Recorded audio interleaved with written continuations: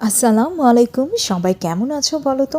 আজকে তোমাদের জন্য নিয়ে এলাম শবে বরাতের সব থেকে জনপ্রিয় বুটের ডালের হালুয়া বা বরফি রেসিপি নিয়ে। খুব সহজ পদ্ধতিতে এবং সঠিক মাপে কিভাবে দোকানের মতো পারফেক্ট হালুয়া তৈরি করবে তা নিয়ে এই ভিডিওটাতে দেখানো হয়েছে। এই রেসিপিতে ফলো করলে তোমাদের হালুয়া হবে সফট এবং নরম এবং অনেক অনেক সুস্বাদু। কথা না বাড়িয়ে চলে যাচ্ছি মূল রেসিপিতে। আমি এখানে 1 কেজি বুটের ডাল নিয়েছি আর নিয়েছি 1 পা পরিমাণ দুধ, লিকুইড মিল্ক। এটা দিয়ে আমি সেদ্ধ করে নিচ্ছি। তো সেদ্ধ করে নিচ্ছি প্রেসার কুকারে, যাতে খুব ভালোভাবে সেদ্ধ হয় আর অল্প সময়ের মধ্যে যাতে ডালটা খুব ভালোভাবে সেদ্ধ হয়ে যায়।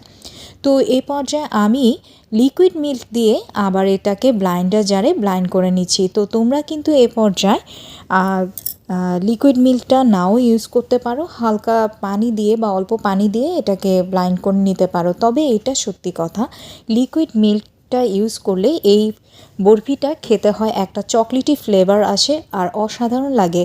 ছোট বড় বাচ্চা সবাই খুব পছন্দ করবে। তো আমার কিন্তু ব্লাইন্ডার হয়ে গেছে। আমি এখন নিয়ে নিচ্ছি প্যানে ঘি। ঘিয়ের পরিমাণটা একটু বেশিই দিচ্ছি। তো ঘি নিয়ে নিচ্ছি 2 টেবিল চা চামচ পরিমাণ, আর নিয়ে নিচ্ছি সয়াবিন তেল, যেটা আমরা রেগুলার খাই। তো এক্ষেত্রে কিন্তু সরিষার তেল ইউজ করতে যেও না, কারণ সরিষার তেলের একটা স্মেল আছে। তো আমি এখানে এলাচ দারচিনি নিয়ে নিচ্ছি, দুই চার টুকরা এলাচ আর দারচিনি নিয়ে নিচ্ছি। এই পর্যায়ে আমি এটাকে ঢেলে নিয়েছি।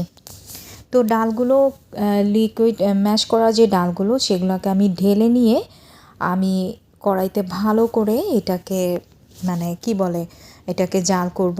এটা যতক্ষণ পর্যন্ত না গ্রেভি ভাবটা চলে আসবে।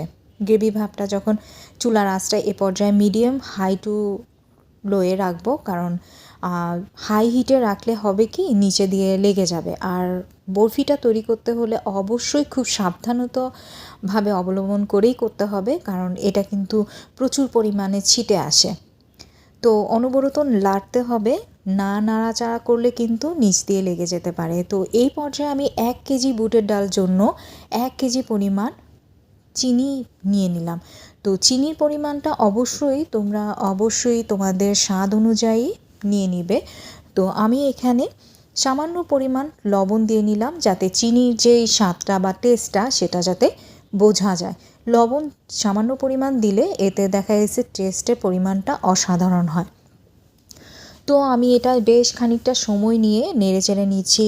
প্রায় এখানে আধা ঘন্টা সময়ের মতো লাগছে। যদিও তোমাদের সাথে ভিডিওটা শেয়ার করছি খুব অল্প সময়ের মধ্যেই আমাদের হয়ে যাচ্ছে, কিন্তু না, এর পেছনের গল্পটা কিন্তু বিশাল বড়। তো আধা ঘন্টা সময় নিয়ে আমি এটাকে যখন নাড়াচাড়া করতে করতে জাস্ট এরকম একটা কালার চলে এসেছে। এই পর্যায়েও কিন্তু আমরা সবাই এটাকে হালুয়া হিসাবে খেতে পারি। তো বরফি বানানোর জন্য অবশ্যই এটাকে একটু হার্ড করতে হবে।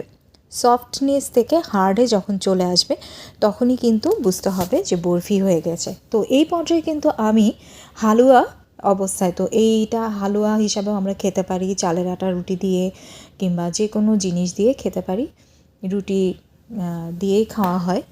তো আমি এখানে বরফি বানাচ্ছি। এখন আমি আরও বেশি হার্ড করার জন্য এটাকে অনেক বেশি ভেজে নিচ্ছি।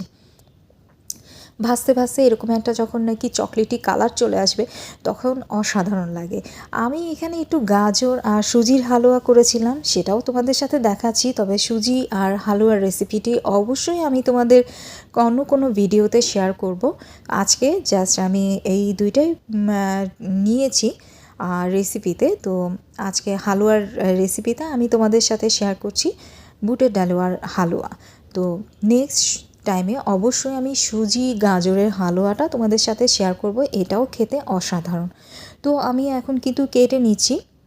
আমার কিন্তু বরফি হয়ে গিয়েছে। বরফি যখন হবে তখন কিন্তু এটা বেশ স্ট্রং হয় এবং এটা খেতে অসাধারণ লাগে।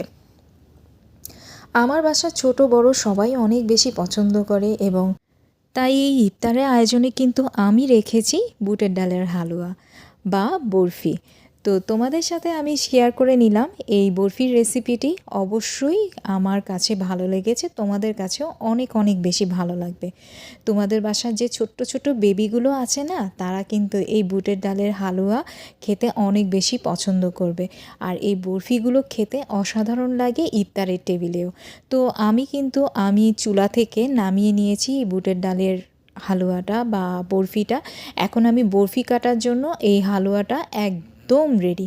তো আমি ছুরি দিয়ে এভাবে আড়াআড়ি করে কেটে নিচ্ছি। তো বরফিগুলো যখন কাটাকাটি হয়ে গিয়েছে, তখন আমি প্লেটে সাজিয়ে নিয়ে সবার সাথে পরিবেশন করেছি ইফতারে। তো আজকের রেসিপিটি তোমাদের কেমন লাগলো অবশ্যই কমেন্ট করে জানাবে। আর আমার সাথে আমার চ্যানেলের সাথে থাকবে অবশ্যই, তোমরা পাশে পাবে আমাকে ইনশাল্লাহ। আর তোমাদের একটা একটা কমেন্ট আমাকে এত বেশি উৎসাহ দেয়, আমি সত্যি অনেক বেশি ইন্সপায়ার হই তোমাদের এই সুন্দর সুন্দর কমেন্ট দেখে। অসাধারণ লাগে তোমাদের এই কমেন্ট। তো আজকের মতো এখানেই বিদায় নিচ্ছি। আল্লাহ হাফেজ।